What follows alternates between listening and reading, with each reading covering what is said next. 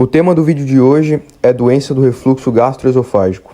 E nele você vai aprender sobre definição, causas, quadro clínico, e aí inclui os sintomas típicos, atípicos e os sinais de alarme, diagnóstico e tratamento. A doença do refluxo gastroesofágico ocorre quando o conteúdo do estômago ele retorna para o esôfago, causando diversos sintomas para o paciente. As três causas que podem levar a uma doença do refluxo gastroesofágico são uma hipotonia do esfíncter inferior do esôfago, então o esfíncter, ao invés de fechar para evitar a volta do alimento, ele vai estar relaxado, ele vai se abrir. Segunda causa, o relaxamento transitório da musculatura do esôfago. O esôfago ele faz movimentos de empurrar o alimento em direção ao estômago. Se ele não fizer esse movimento, pode gerar uma volta do alimento para o esôfago. E a terceira causa, uma hérnia hiatal. O que seria isso? Seria uma passagem de parte do estômago para o tórax, através de um hiato, um espaço, chamado um hiato diafragmático. O hiato, normalmente, ele comprime o esôfago. Mas quando esse hiato, esse espaço, ele se alarga, o esôfago fica livre, o esôfago pode sambar ali, de tão livre que ele está. O fundo do estômago também sobe em direção ao tórax. Sobre o quadro clínico, eu vou dividir em dois grupos. Os sintomas típicos do refluxo, que são bem mais comuns, que são pirose e regurgitação. Pirose é uma queimação na boca do estômago, que o paciente relata, né? É mais comum depois das refeições e na parte da noite, com o paciente deitado.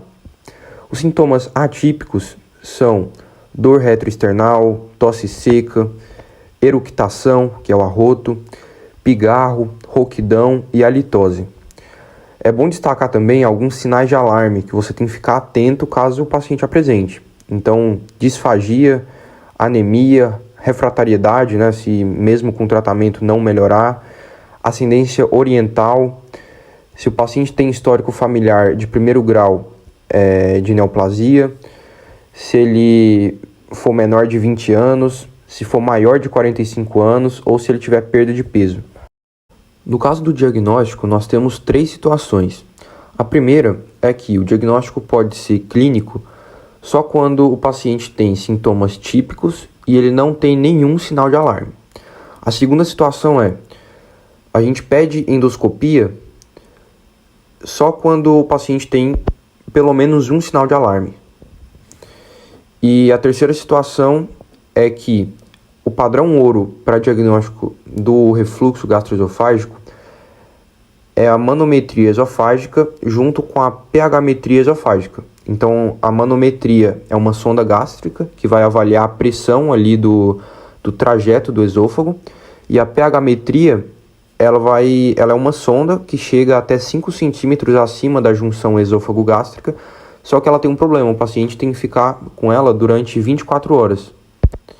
E aí, sobre o resultado, né? Acima de 4,5 sugere refluxo e acima de 6,5 confirma o refluxo. Sobre o tratamento, a gente pode utilizar um inibidor de bomba de prótons, por exemplo, omeprazol, pantoprazol magnésico, pantoprazol sódico, esomeprazol ou dexlansoprazol. Eles servem para prevenir os sintomas, devem ser utilizados entre 8 e 12 semanas.